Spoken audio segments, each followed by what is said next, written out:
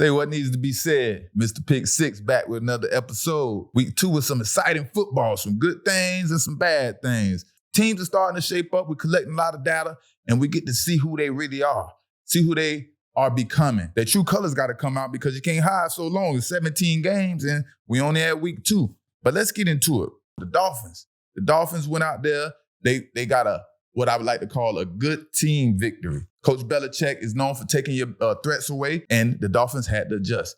Well, that was very impressive to me. But Tua Tagovailoa, he had to adjust to this defense, which lined up pre-snap read. They have like three safeties in the back, right? And for Tua being third, fourth year in the NFL, maybe never seen this before, has to adjust, and he has to be a quarterback. And that's why I was impressed with Tua. He had to be a quarterback Sunday night, and he was. He was very effective throwing the ball, finding the open man, and running the offense, commanding the offense how it's supposed to be commanded. He was very precise, very effective. I really like what Frank Smith is doing, the offensive coordinator over there with Tua and all his weapons. Tyreek, Waddle, and Morris, man, he's using the weapons how they supposed to be used as a coach. And that's what you like as a team, as a player, and you have a coach like that. You know you're going to use me the right way so I can be effective, show my talent. And that's what's happening, man. That whole atmosphere looks like they're doing what they need to be doing, and looks like it's fun for them, right? But let's get into it, right? But it ain't all positive, but it was a lot more positive than negative, right? But I did see Tua still struggle with the deep ball. You see them still, they wanted to throw it up to Tyreek, and he throws the ball short, or the arm kind of shows at times when he can't, probably when he's not getting the rhythm, or he's not throwing it at a time and deep route. You know what I mean? It's like when he's late throwing the ball, or he sees a man open, or he make a late decision, the ball can't get enough velocity on it when he's making a late decision. But when he's on time and he knows he want to throw it deep at this spot, the ball can get there. But he doesn't have the arm to make the late decision, right? But in order for them to be a championship team, I still have lingering questions, even though they was out there playing pretty good ball. That defense, man, is crazy. They coming off them edges and being very disruptive. That's how you want your edges to come off the ball.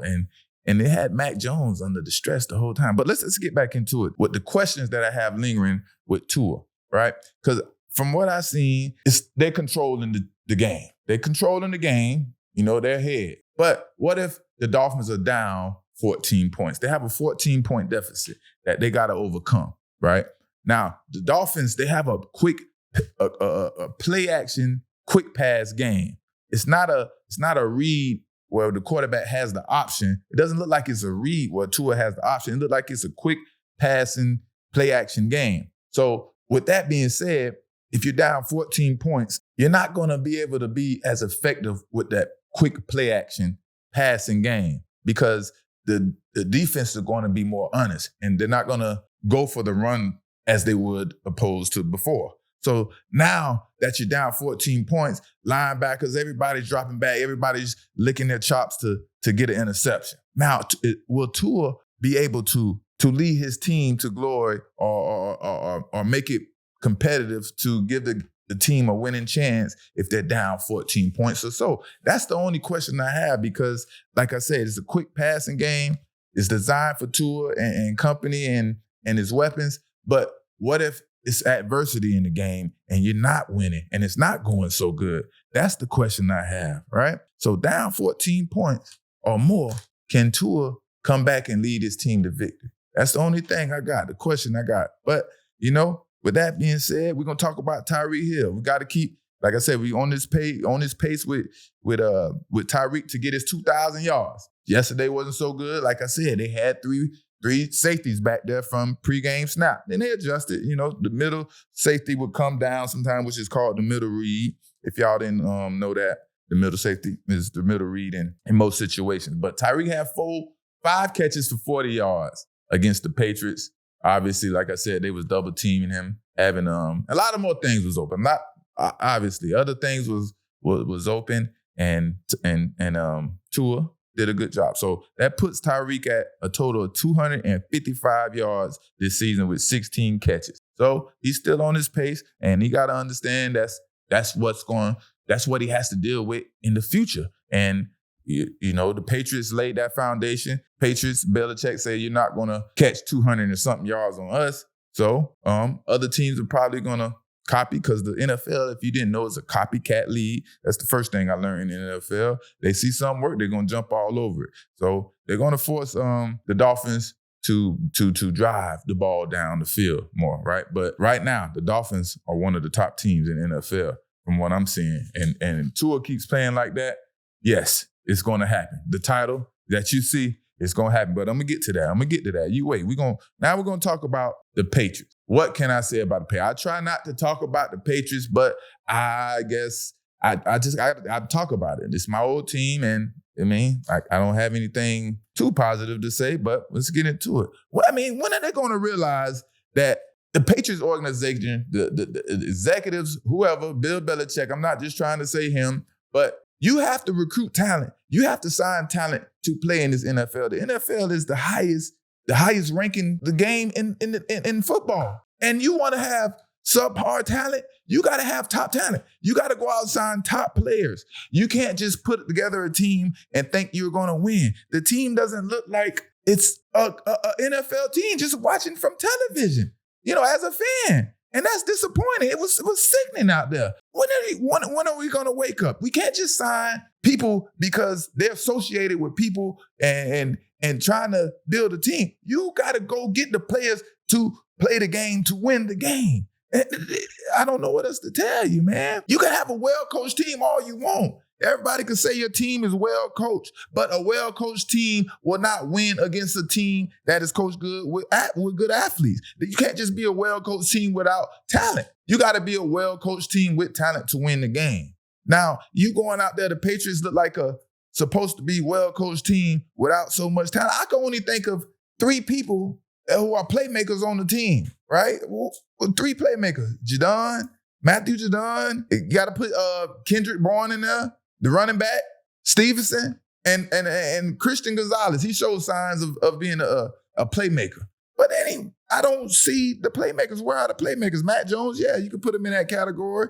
But you have to build a team. This is the NFL. You have 31 other teams that is trying to stack their team with the best players possible at each position to go out here and win the game. They are doing everything they can to win the Super Bowl. Why aren't the Patriots doing everything they can to win the Super Bowl? It's just like we supposed to accept whatever happens, whoever he signs, and deal with it. And whatever they put out in the media, that's what we're supposed to believe. No, man, everybody can see this. Everybody is woke. Everybody has woken up, and nobody is going for it. Because when you lose and you can't hide behind the great Tom Brady, people are going to speak up. Yeah, I'm the first one to bring it up so they attack me and act like I'm hating and all that stuff. No, that's not the case.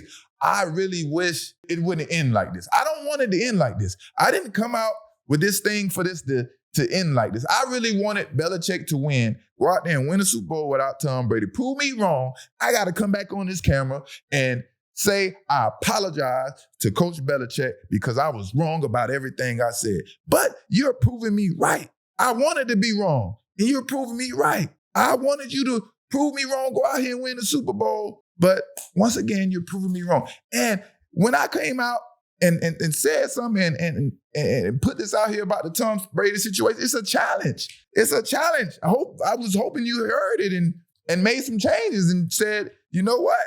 I'm finna go out here and win the Super Bowl without Brady. But, egos are egos in life. And, some people just stuck in the ways and think, what they have done or what the delusion of things look like. And they stick to that. But it was one great positive thing about that. And I guess that's why they put him as the great Bill Belichick and stuff like that. That field goal block play was pretty amazing. The field goal block, man, listen, man. It caught me off surprise. I'm pretty sure other teams are going to try that play, but you pioneered it. I guess I haven't seen it before. I don't know if anybody did it before, but you timed it up at the right time, and I'm sure y'all practiced that. That was a heck of a play. Salute to Coach Belichick and staff on that play, right? That was pretty good. But you ever look at the draft picks and since Mac Jones was drafted and who was there and who's still being effective and contributing to the team, it's not much. I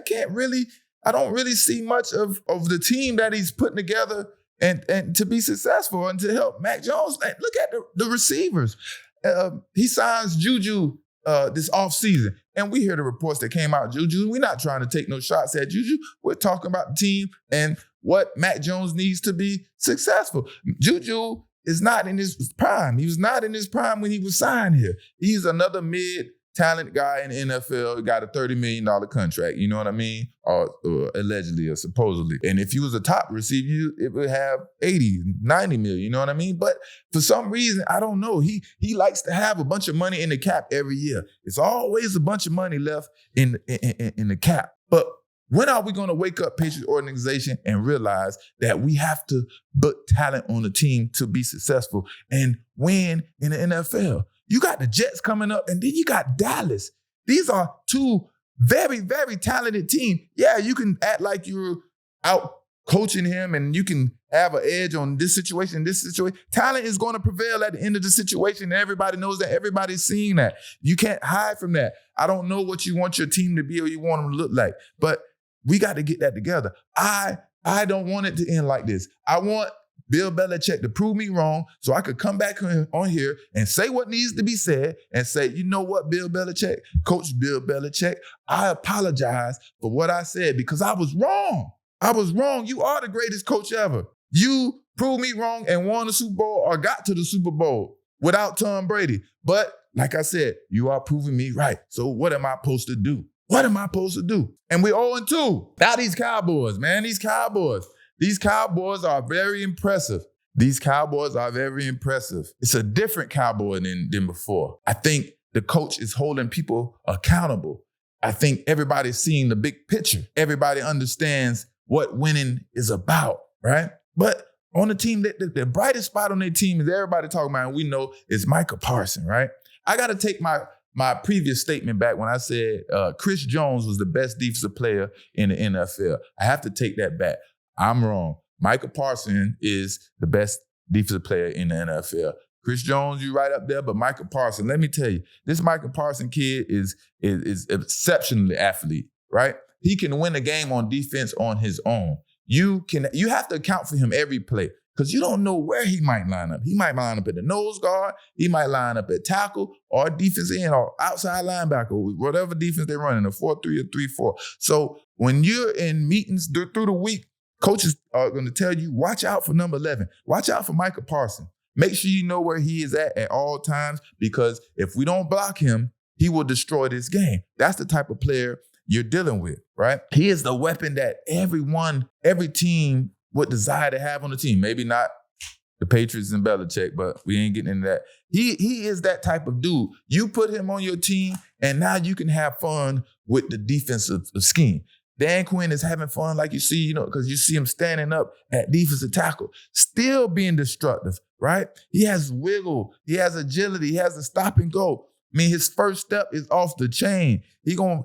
For a defensive tackle, his first step is too quick. As soon as he go up, that offensive tackle has to make a big sudden move, and that's how he's able to just use that wiggle in that first step, man. He has all the tools to be. Let's just wait for the season before we go on and start talking all this greatness. You gotta. NFL is how long? It's the marathon, not a sprint. So we're not gonna give him the flowers just yet, right? It's only the second game of the season. Third year for the young man. I don't know, but shout out to Trayvon Diggs. He got an interception. Like I said, I predicted them boys, Trayvon and Stephon, to have over 15 interceptions. So I think we at 2 right now. We at 2. So, I got to give them a shot at every time they pop up with an interception. But overall, for the Dallas Cowboys, I think the difference is ultimately the offensive coordinator taking control, making this a more consistent offense. And when I say by making this a more consistent offense, I say they're running the ball more, right? Now when you run the ball more, it makes the pass more effective. It makes things more easy when you're running the ball. So now that he I mean, I think they ran the ball 66 times. 66 times. That's pretty good for the Cowboys, right? Now, it's more balanced. Now the receiver can get on top of the linebackers when they're moving around in the slots and stuff like that. The read won't be so tight, the ball Dak has to complete, because they have to respect the run more. So, big ups to the Cowboys being more committed to the run this year as opposed to before. But Cowboys and Dolphins, Super Bowl in Las Vegas, February 11th, 2024. Super Bowl 58. That's my prediction right now. Everything go like it's supposed to go. We got the Cowboys and the Dolphins going to the Super Bowl in Las Vegas. Yeah, I said it.